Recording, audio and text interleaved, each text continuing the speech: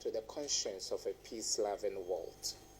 Do we consider the mounting dead bodies with every passing conflict as only pieces of statistics? What happened to freedom and justice?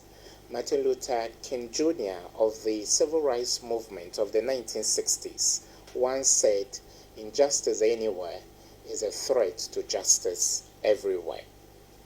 In this recent assault, good friends of the press, not only homes and military barracks were targeted, but schools, media houses, health facilities, and other civilian facilities were fatally pummeled.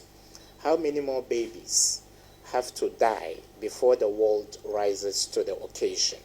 How many more innocent souls have to be lost before the world springs into action?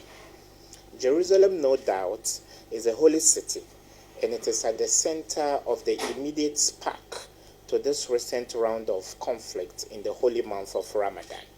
But long before that sad incident, hundreds of thousands, if not millions, had been living in dire conditions in Gaza. International observers have termed it the largest open-air prison in the world.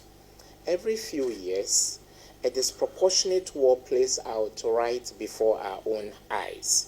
How can a people with no standing army be left to the vagaries of a nuclear-armed country that has the unconditional support of at least 3 veto-wielding nations of the UN Security Council, with no shortage in armaments and billions of dollars in military aid every year?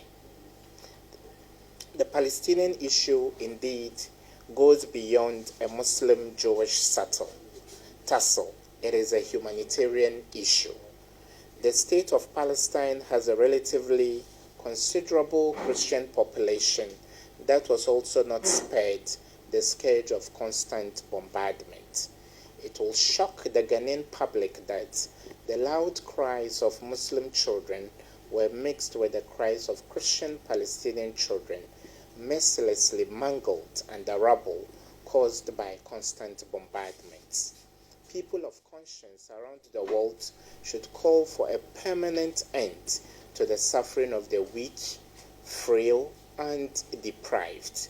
The Republic of Ghana should add her voice to the growing calls on the world to go beyond ceasefire and cessation of hostilities agreements to ensure permanent freedom and justice to the oppressed.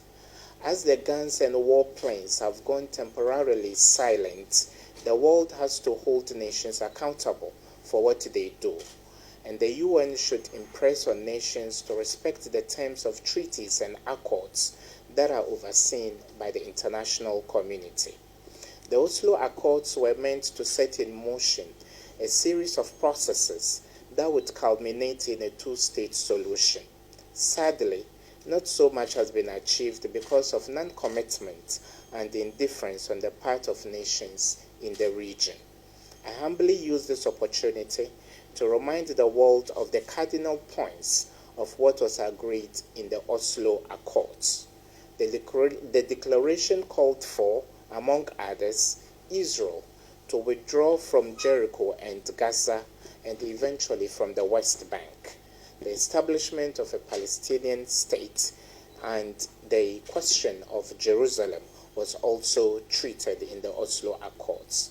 Sadly, more and more Palestinian lands are being annexed by the use of brute force to establish well-fortified Jewish settlements. Ghana, just like all nations of the world, has defined demarcations and can't encroach on the lands of neighboring countries. But sadly, that cannot be said in the case of the circumstances the Palestinian people find themselves.